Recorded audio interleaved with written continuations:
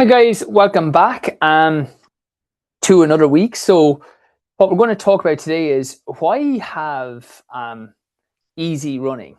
A second thing was sitting at your desk. Should you use one of these different types of chairs, or what's the kind of best approach? And then see, I'll spitball if there's any other questions that come in. Now I'm hoping I'm on the right one. I went on Zoom through my online rather than the. I went on Zoom online through rather than the desktop version. So I'm just going to share my screen. Yeah. Okay. So let's start with this. So with what we're looking here is someone getting ready for a marathon. When is a marathon? So they have a 10 miler first, and then so marathon is around middle of April. So this person asked, like, why is there? I'm training 6 days a week. Why are 4 of those days zone one running? And the answer is basically linked to this idea about like the gray zone. So I did an article on Everard Pilates about the, let me try to find it, about the gray zone. And it's that idea of like training just getting very, here it is, stay out of the gray zone. Training just getting very like so. So what can happen is if you do, I'll just say exact question. On your marathon training, can you explain the need for the high volume of zone one running? On a 6-day training plan, 4 of the days are zone one training. I understand the need to recover after a session with zone one training, but should some of the training be in zone two to build endurance? Hi, Larry. Okay, so let me stop sharing for 2 seconds and it's going to pin myself.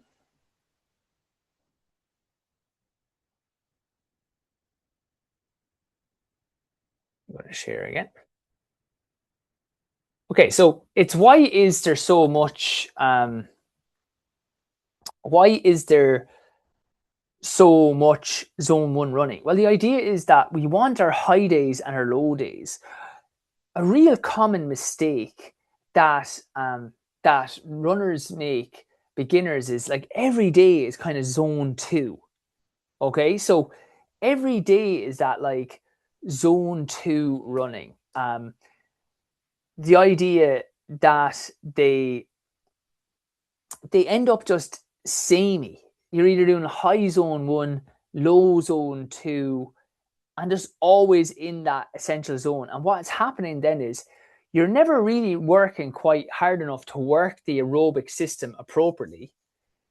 And then you're not really recovering on the easier days. So you say you do a zone two, you're not recovering enough to get the benefit of the sessions. That's, and I'm going to go over the actual plan just so we can talk it through. I'm going to go through the theory of the first is that, you know, it's easy to say like, yeah, well, I'll actually no, what I'll do is I'll do zone two on an easier days, and then I'll do zone two on the easier days, and I will go harder on the hard days. Like if you're doing zone two running, you're naturally going to be tired. So if I do, especially for a marathon block, as we're going to see in a second, if you're doing a long run, even though it's zone one a lot of the times, that's still, you know, if you're out for 2 hours or so, like 2 hours 10, up to 3 hours, that's a big stress on the body. So even though it's a zone one run, we're getting used to time on our feet, we're getting used to practicing our gels. So that is a longer stress because you've been out there. So like the next day you want to go easy. So that kind of takes away the chance of doing one harder run that you might do. Then we might have one more easy day to recover, and then you're into a session. Now, if we think of the opposite to that, say if we go, you could maybe do a zone two on your long run, which I'm actually okay with. If you want to start adding, you could add in at the end of the one, you just pick it up into zone two. or I'm okay with one of the days having a zone 1 into a zone 2 to zone 2 run. But if you're doing like zone 2 running, by the time it comes to the session, you're naturally going to be more tired than you would if you had 2 easier days. That makes sense, doesn't it? If I go easy, and then I'm going to be a little bit fresher for the session. So now, say zone 3, I can do at a faster pace. Okay, it's still off heart rate, but I'm getting used to running. So like the quality I get on my day on is higher. I get more distance for the same heart rates. Then I take an easy day the next day to recover. Then it's generally a rest day. And then we're back to another workout. Okay, so let me see if we have.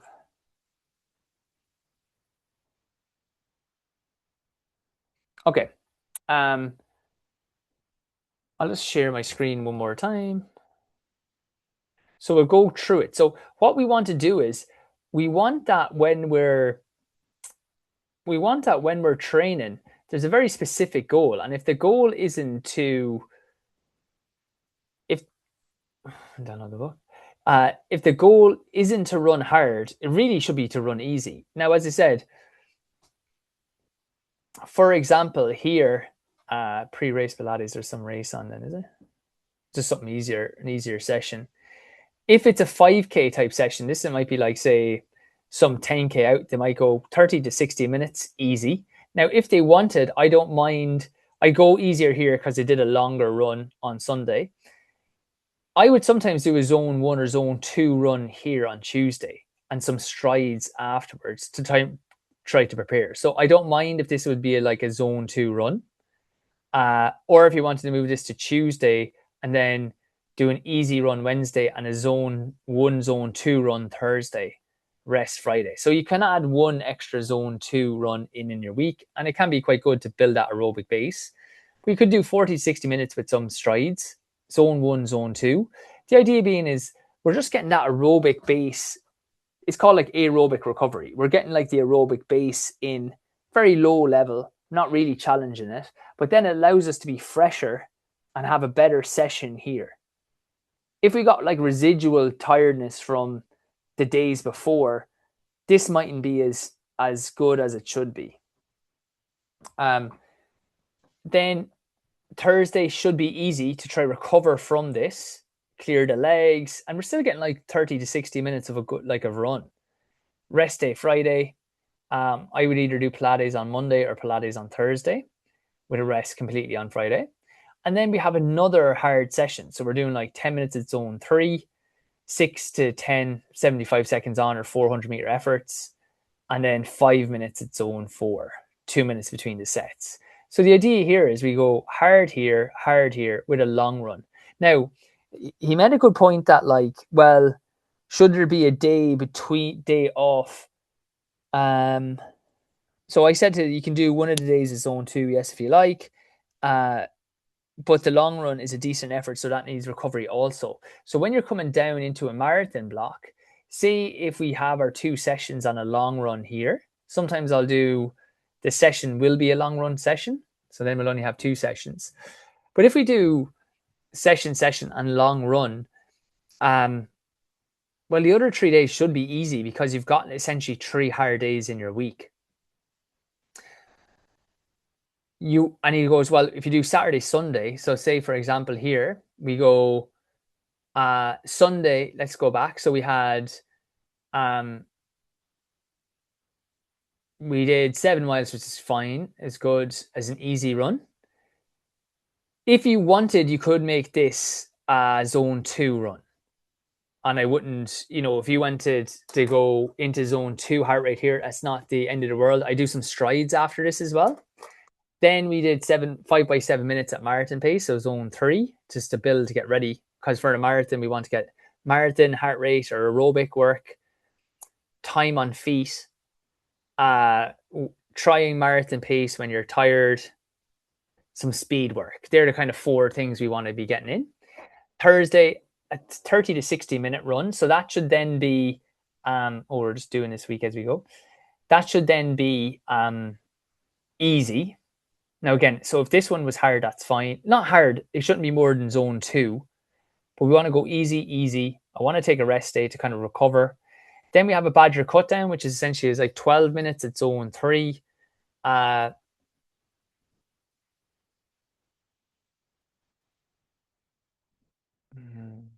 get this whole bit.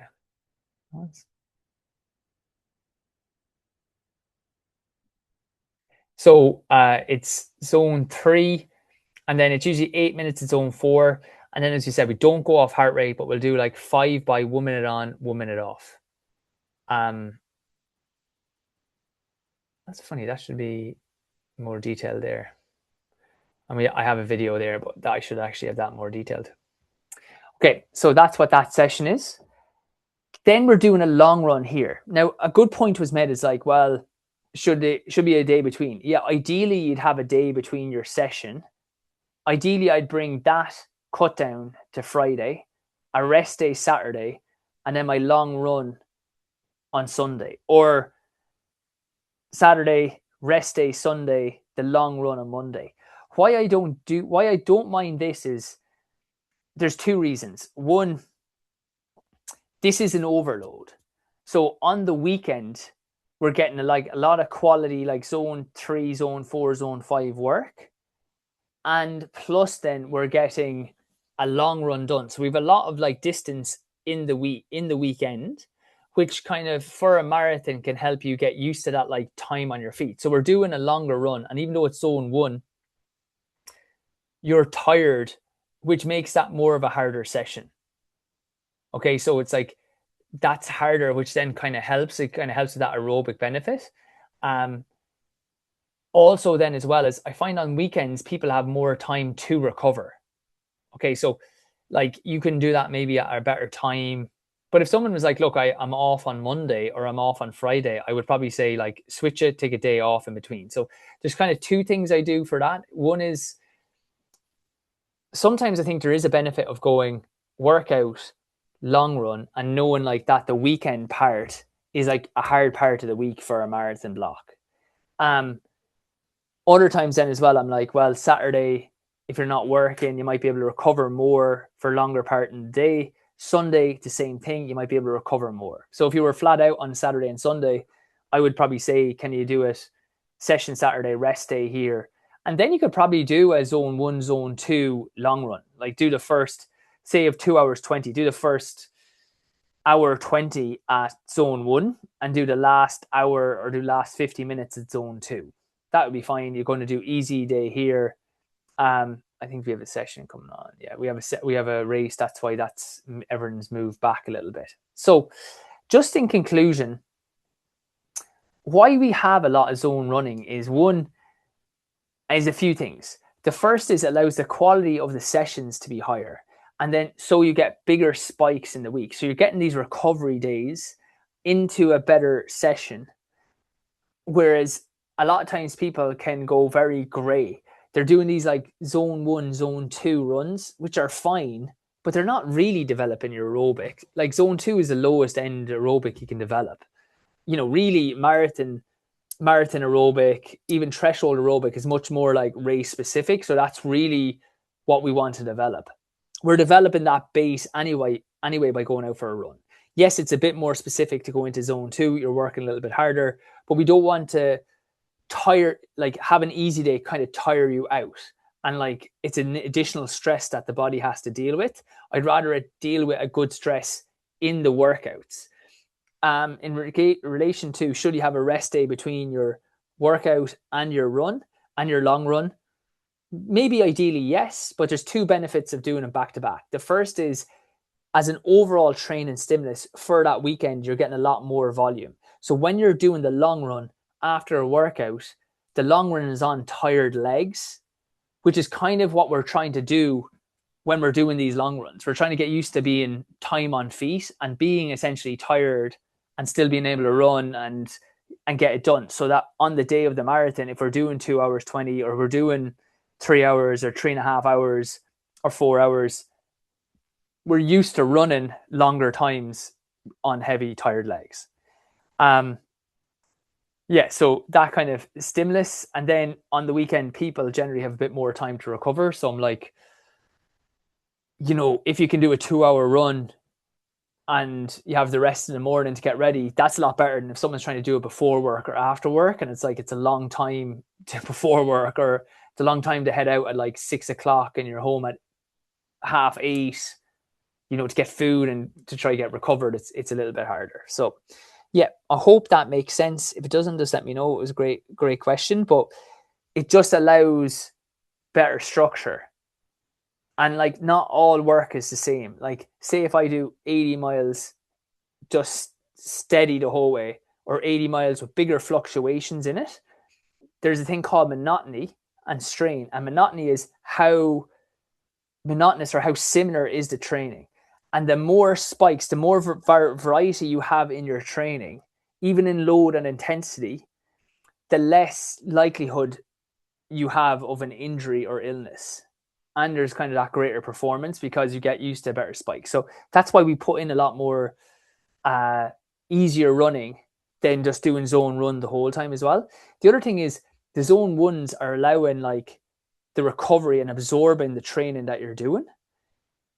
Just going zone 2, you could get fitter quicker, but you mightn't be developing your exercise capacity as much. Okay, good. Hope that helped. Next question I got was, they were looking at one of these kneeling chairs. Now I have one. Yeah. Okay, I'm going to share my screen again. And they're saying, should I buy one of these things?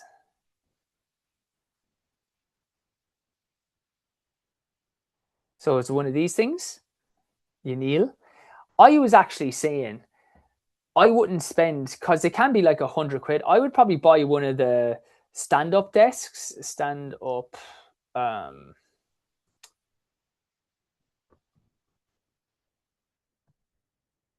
Yeah, something that can raise up.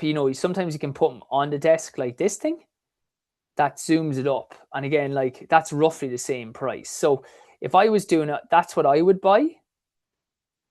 And then what I would do when sitting is this. I'll share one more time. I would do my little trick here of, when you want to take your micro break. So standing up, I think you're getting better things when you're standing. Easy to see what's going on. So what you want to do is come to the edge of the chair. You're going to get into that position anyway. So you're coming to the edge of the chair, you're stretching out that hip, and that's naturally putting the back in a better position. We're not rounding at our back then. Going into that posterior pelvic tilt. So we're opening up that hip, and I'll hold that for like, say, 2 to 5 minutes type of way, come on the other side. So, oh my God, I don't know what the hell is recommended there on that.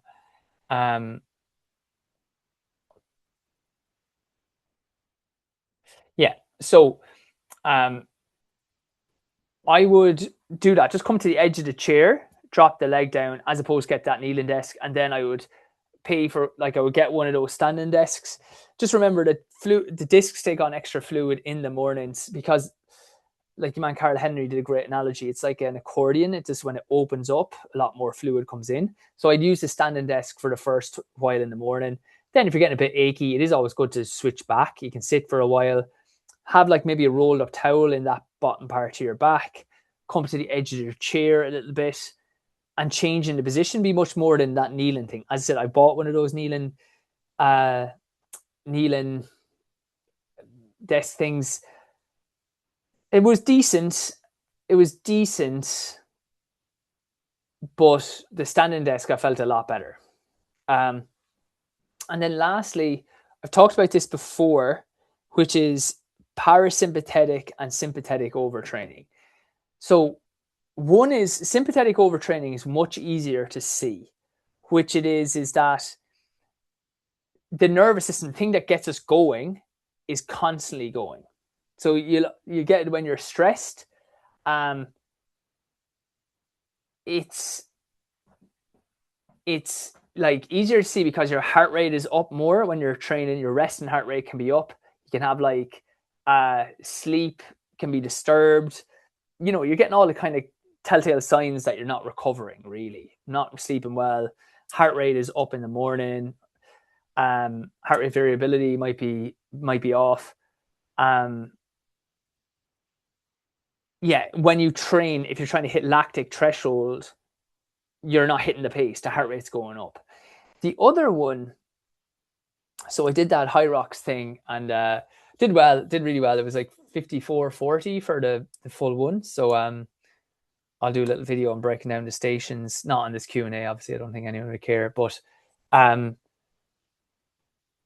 was hard. It was quite intense. So I had to think more of like parasympathetic overtraining. What parasympathetic overtraining can have is, especially after a very intense effort, you get the training where your body is basically like more in the shutdown stage. It's that calm system, and you find it very difficult to get up, get the heart rate up, to get going. So it's just to be aware of that. If you are feeling really tired, especially if you had some big effort, and more intense efforts will do this, or longer endurance events. So why I'm saying that is today, my heart rate wouldn't come up, even though I'm feeling sore, I'm feeling tired, I'm sleeping really well. So with parasympathetic, it can be harder because you sleep well, the heart rate's not up, but it's that just feeling absolutely flat.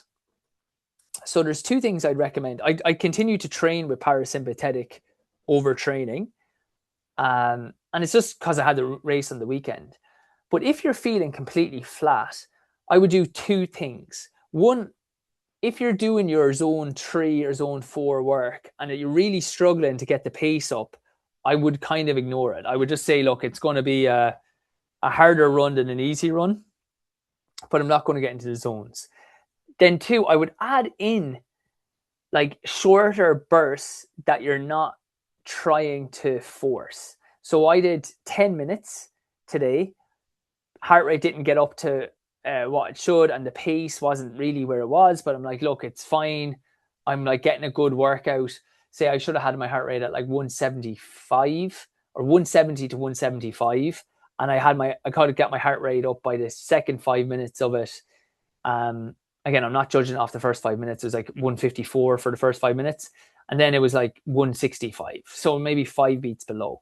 And then what I did was I did 8 30-second hills. Now, I didn't track the time on the hills. I wasn't trying to force these hills because remember, your system is suppressed. So trying to force something is going to be super hard. It's like you're already running with the handbrake on. But a shorter hill and just concentrating on like just trying to stay relaxed and let's just pushing up the hill a little bit. Like a hill is going to naturally have to go faster. Or if I did a flat, just open up with a good stride, you're naturally going to turn your legs, which is just getting that nervous system going a little bit. So I did 8 of them with a walk back or easy jog back recovery. Didn't force any of these. It was nearly like being able to recognize, you know what, you're still really tired. You slept a lot. You're really groggy. The second day you had a lot of like muscle soreness, etc. Don't force this. Just use these as like a more relaxed way of opening back up and nearly G'ing up the nervous system, but an easy wake up. If I went into those hills or then went to a track and said, you have to hit this certain time, that's going to be a nightmare because I'm going to be overly forcing. Just want to do a hill. You know, most of them were 30 seconds. One of them was like 28 because I got the same distance. And then the next two were 29. It wasn't like, oh, I hit 28. I have to hit it again now, hit it again. It's like, no, like just seem to open up. Then I did 10 minutes afterwards again. And it was easier to get the heart rate up into the correct zone then because I'd already got the heart rate up. So I just wanted to kind of acknowledge that parasympathetic system again. Sometimes it can, with overtraining, it's not always a case that when you're tired and fatigued, that your heart rate will be up, that your resting heart rate will be up. That's easier to, you know, if I went out today and my times were down and my heart rate is up, that's easier. I just go on the heart rate.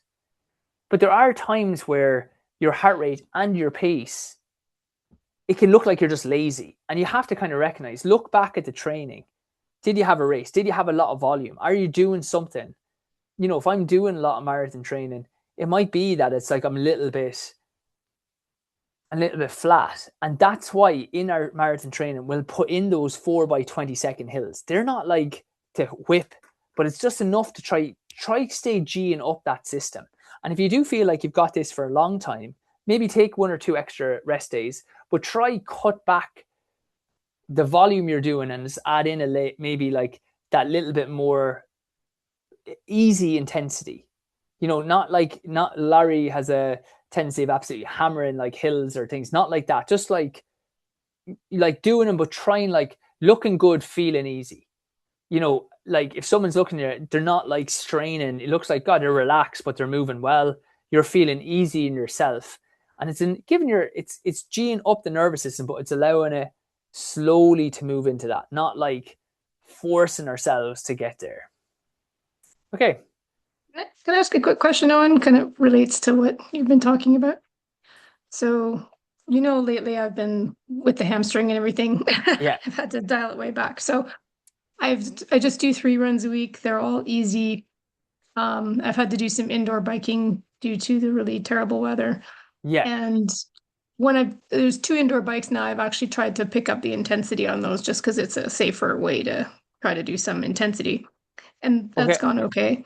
But what I'm finding is like considering I'm doing the 3 strength a week and 3, easy runs, and nothing more than an hour. I'm finding when I do go out, like I keep expecting that, okay, when's this going to kick in? Then I'm going to start feeling like good again. And I go out and I feel like I'm dragging my legs around and it's just slow. It used to be like I had a hard time running so slow when I was trying to run easy, and now it's easy to run slow. It's hard to run faster. And I'm kind of Yeah. like, I can't tell if I'm overdoing it and that's why I'm not getting any better, or if I'm underdoing it too much. I would say it's uh I would say it is just that you're gotten used to that pace. Okay. Like I wouldn't worry. Like I said, you're on a kind of like rehab protocol, you know, like Yeah. strength and easy running, and then getting it up. Like I wouldn't worry about it at this stage. I would like let's just build up, and if it's feeling a bit harder, it's feeling a bit harder. Um, I know it's not a great feeling to have. You want it to feel easy, but if I was say a couple months down the line, um, hamstring is playing ball, and you're looking at how like say like let's park the hamstring thing for a second, just a couple of months down the line, if this is still happening, what you would need to do is add easy strides. That's kind of what I'm saying there. Or add easy strides.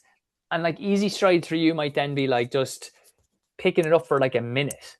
So something that's picking up for a minute and then slowing right back down, picking up for a minute, slowing right back down for like say 10 minutes. Okay. Because you just probably need to like trigger the body to know what feeling faster is, and then when you go back running easier, it's like, oh yeah, this isn't so close to my capacity. You know, at the moment it's like when you got with the strength training and then with the stuff you're doing, it's like your relative speed is probably like way down from what it was. So say if you were like before, when you're running easy, it's like 50% of the speed capacity you have. Now it could be more closer like 75 or 80. Okay. Yeah, because it's And yeah, it's that's frustrating. temporary. You know, that is like don't you'll get that back very quickly. Okay.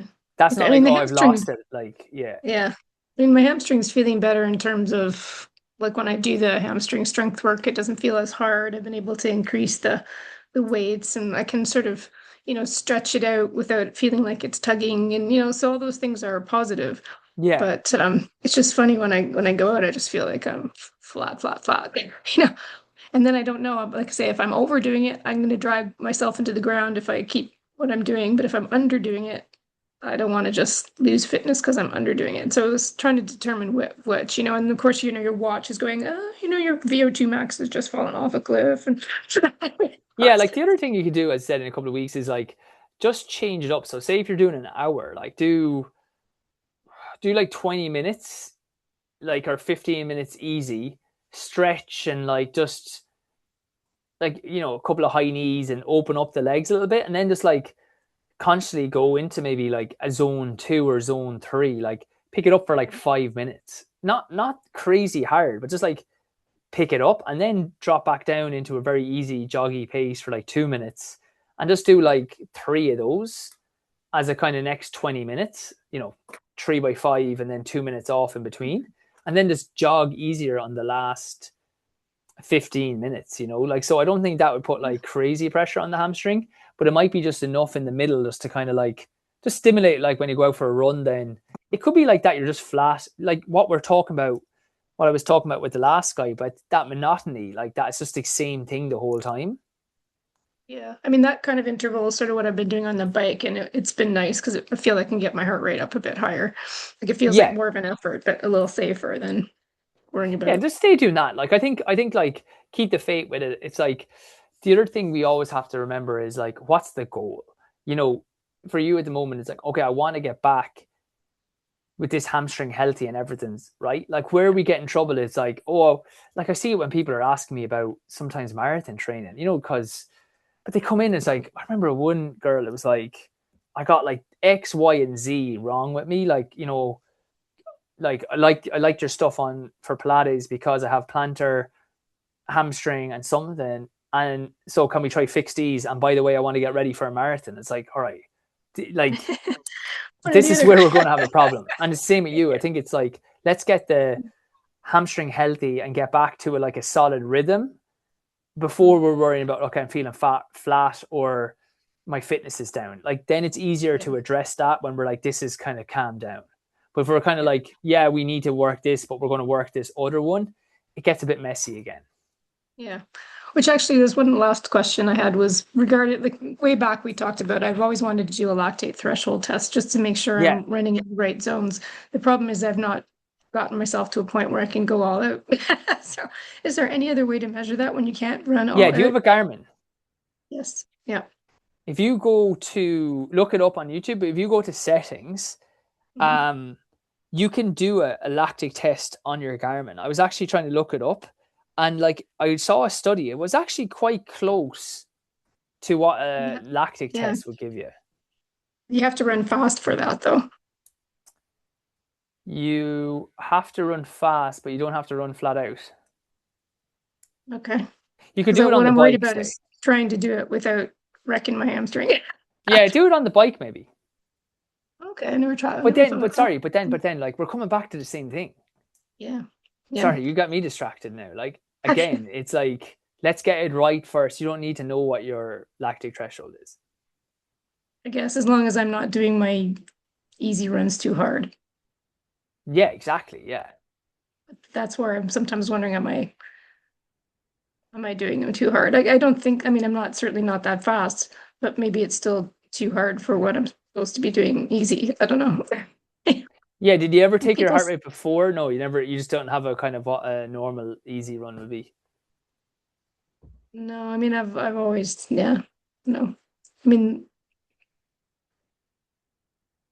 like they say you should be able to have a conversation with somebody while you're running easy, but I run by myself. So I don't really, Yeah. I can't really do the talk test without looking like I'm Well, insane. try sing a song. I always say like you could sing a song just for you kind of know, like instinctive. Yeah. If you're thinking you're going too fast, you're probably going too fast. Yeah, I mean, I can certainly get sentences out, but it's Yeah, not well, in like, one I don't know sentence if I is could lactic threshold base. several sentences. Like, I'm Yeah. not huffing and puffing. I Yeah, can well then it talk. should be fine. I don't think it should be a big deal. Okay. Yeah. Yeah, I guess I'm just trying to figure out why I keep ending up like this. As I said, maybe as I said, go I'm only talking a little bit faster, maybe like 5 seconds per kilometer faster or 10 Yeah. seconds max, and then slower on one and then intentionally go slower on the other. And then at least then you have a little bit more of a differential. Yeah, okay. That's a good idea. Keep it more interesting. Yeah. Okay. Thanks, Owen. Okay, but focus on like, yeah, just get the rhythm back and then go from there. Okay, Yep. guys. Hope you enjoy that, Laurie. Great seeing you again. Take care. Thanks, you too. Bye now. Bye.